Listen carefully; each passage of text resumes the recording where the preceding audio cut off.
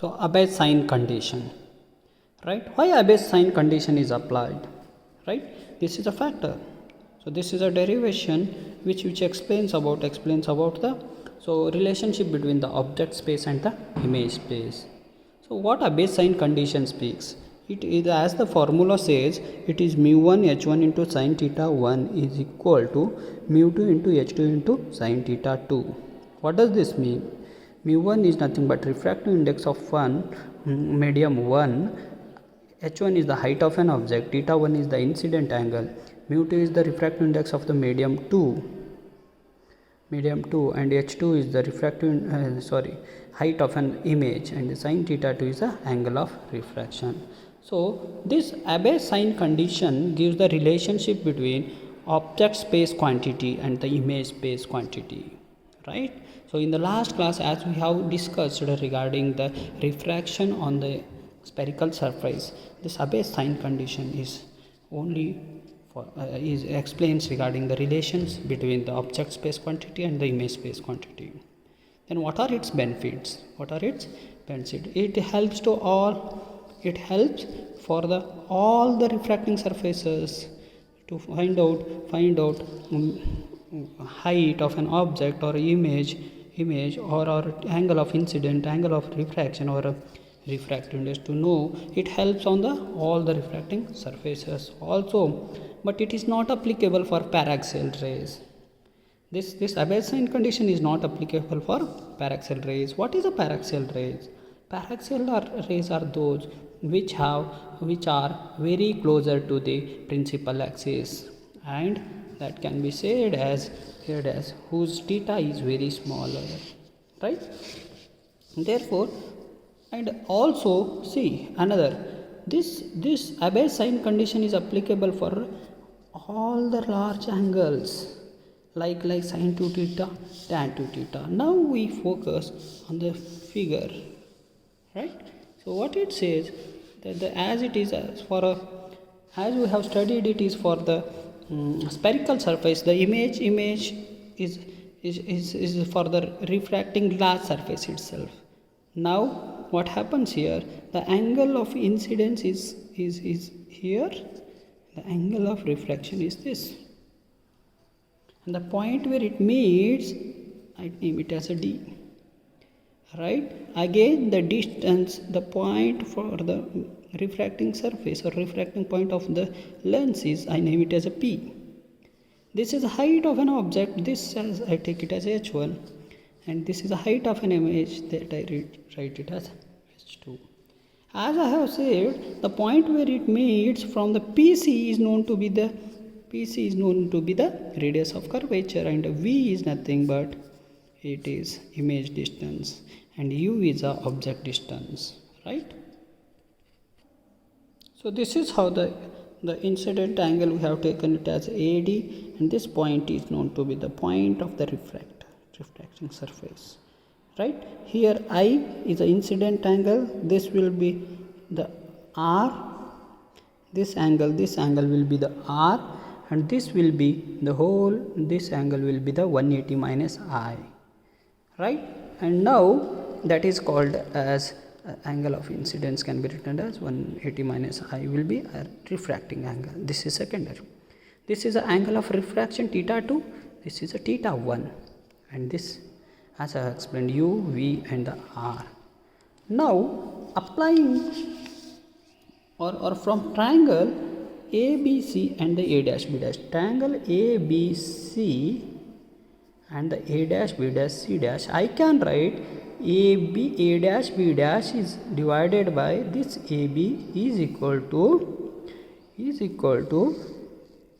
A dash C divided by AC, right? Similar triangles we have taken. What is A dash B dash? It is a H2, it is a height of an image, this is a H1. Therefore H2 upon H1 can be written as, what is A dash C? A dash C is nothing but V minus R. What is AC? AC is nothing but U plus R. It is U plus R, right? This we have written, that I name it as equation number 1. Now from the triangle here, from the triangle what we have written, what we have taken is,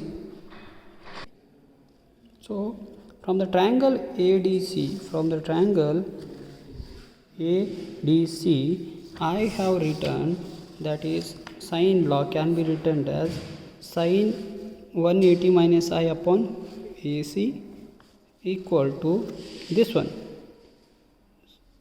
sine theta 1 divided by this DC. Okay, so that is what is sine 180 minus I? It is sine I. We know this. AC as it is, sine theta 1 as it is. That is sine 180 minus I is sine I. We know this, right? So what is AC? What is AC in this diagram? AC is nothing U plus R. I have written. What is DC?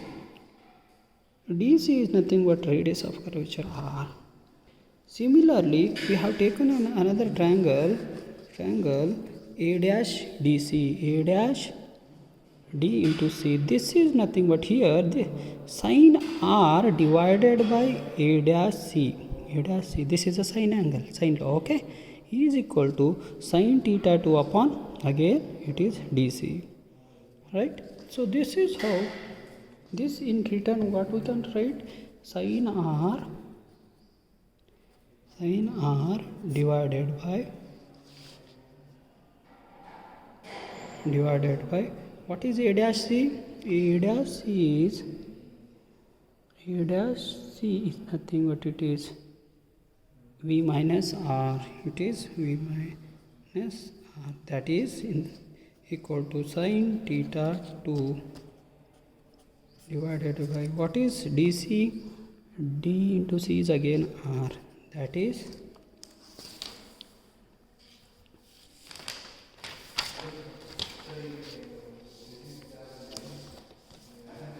C sin theta 2, that we have written in this, we named it as equation number 3, right? Sin R upon V minus R to sin theta 2 upon R. This we have taken it as equation number 3. Now dividing equation 2 and 3. What is the equation 2 we got? Equation 2 we have got as this one, right? What do we get? See, what do we get is sin I by V plus U plus R into this one, V minus R upon sin R is equal to sin theta 1 upon R as it is into this will be R upon sin. How it will be? See, I just show you. Sin I upon U plus R is equal to sin theta 1 upon R dividing equation 3. This parameter I have to divide here. Sin R upon V minus R. This parameter here, sin theta 2. This will be what? Like this. Sin I upon U plus R. This V R minus R comes here. Sin R is written here. And sin theta 1 by R as it is. And that from this R upon sin theta 2. This we have written in the future that R get cancels. R get cancelled. What is the part remain? Here sin I upon sin R as it is. That is sin I, this sin R into V minus R, U plus R equal to sin theta 1. This R gets cancelled, sin theta 2. This I name it as equation number 4. By applying Snell's law, that is sin I by sin R equal to mu 2 by mu 1, that I can rewrite. That we can rewrite. That is what equation 2 says. It is V minus U R divided by U plus R equal to H2 upon H1. Right? H2 upon. Therefore, this factor here H2 upon H1 I can substitute from the equation number 2. Right? That is nothing but here I write sin I by sin R. This sin I by sin R is a mu 2 upon mu 1. V minus R plus U plus R is nothing but H2 upon H1. Sin theta 1, sin theta 2 as it is. When I cross multiply mu2 into h2 into sin theta to mu1 into h1 into sin theta. This is called as a base sign condition. Okay, we go quick revision. What we have done. So this we have taken. So first we have considered u, v and the r. Okay, then we have considered two similar triangles ABC and A dash B dash. There we have written A dash B dash upon AB is equal to A dash C upon AC. By using this H2 upon H2, A dash H2 and H1, and this A dash C is nothing but B minus R we have written, and this is U plus R. So by applying sine law, we have written 180 minus I angle this angle upon AC sin C is equal to sin theta 1 onto DC. Similarly, so this is nothing but sin I, AC whatever it is U plus R, sin theta 1, this is R. For this also we have written, we found that equation speaks about the sin R upon V minus R this. Later dividing equation number 2 and 3, what we did, and we got this equation number 4. Here applying Snell's law, we got sin I by sin R equal to mu2 upon mu1, and this is nothing but what, from the equation number 2 here it is.